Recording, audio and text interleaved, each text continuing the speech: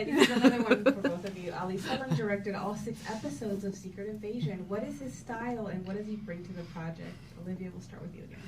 See, Ali, who directed all 6 episodes, which is not common on a project like this. It's often 2 or 3 or sometimes 4 different directors. Yeah.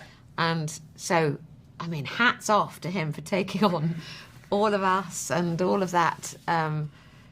He was always so calm, so gentle. Nothing was too much trouble. And, I mean, I would have, I was going to say my hair would have fallen out trying to do it, and he's not a man with a lot of hair. maybe that was us that did it to him. But he was the gentlest, sweetest, most intelligent, emotionally available, wonderful man. There was no shouting. Everybody respected him. He really knew what he was doing. He was on it. I just loved the ability when things were being set up around us. He could come over and have a chat, and he had amazing life experiences, and you sort of forgot that he was carrying the weight of all of this because he was so gentle and calm at all times. Yeah. A genuinely lovely human being, and I'm very pleased to have met him. I'm very impressed with what he did, and I loved being directed by him. I always, Ali as director. I always think a director is very smart that, kind of leaves me alone. They hire us for a reason. And there are some people that come onto a movie set that I generally tell directors, I always tell them all the time when we have one of our first conversations, I've already seen this movie. And they go, oh, wait a minute. I said, well, in my head, I've seen the movie. I know what I'm doing from page 1 to page 151. And if you let me do it, I think you'll be okay. And he did.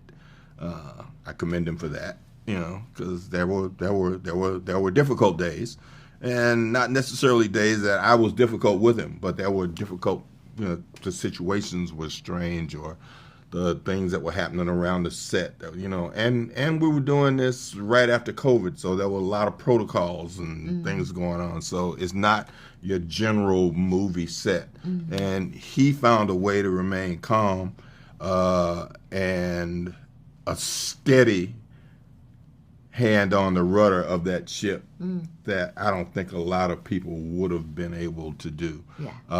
And he allowed the production to blossom in all the ways that it had to blossom. And sometimes when, the flower was up and it was sitting in the water, some days you come back and the petals would be curled up or falling off. And you'd look and go, okay, what are we going to do? And he was fine. It's going to be fine. And he would prune those things off. And they would, put some fertilizer in the water, and it would get healthy again.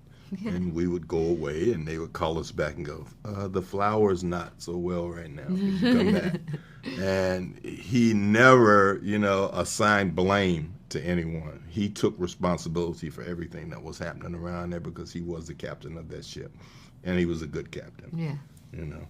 In calm and stormy waters. Yes. Yeah. You're a poet.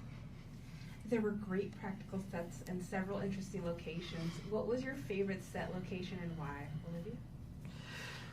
My favorite set, I think my favorite set on this, I think was the first set that you meet Sonya on, partly because it was in Hatfield House, which is a beautiful building, and I do love old buildings.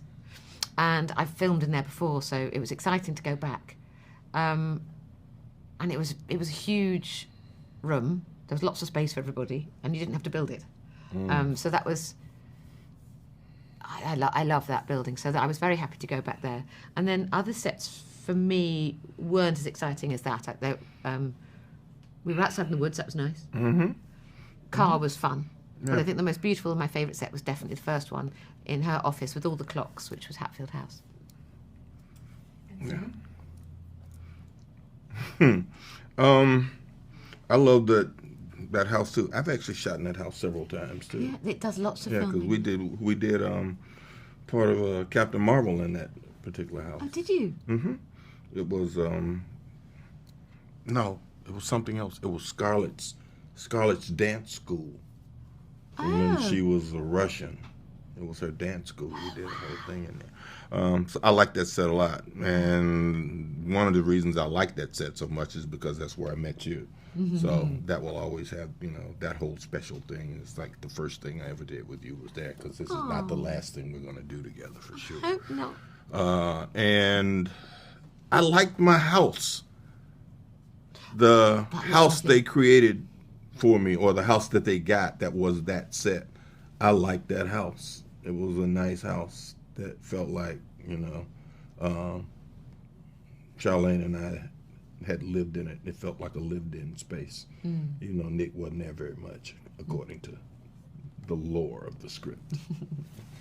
I think what viewers can expect when they watch Secret Invasion is throw away what you expect to expect, because it is a Marvel Universe piece, but this is different. This is, I think, inviting a whole new load of fans in, because there's a lot of old school espionage, spy thriller stuff, which is a very Third Man and all sorts of Truth be told, yeah. Viewers can expect to see the best damn acting they've ever seen done in the Marvel Universe by this group of people that are on this poster, and everybody else who has a particular part in this series that passes through it in any way or any capacity, because the bar was set very high. Yeah.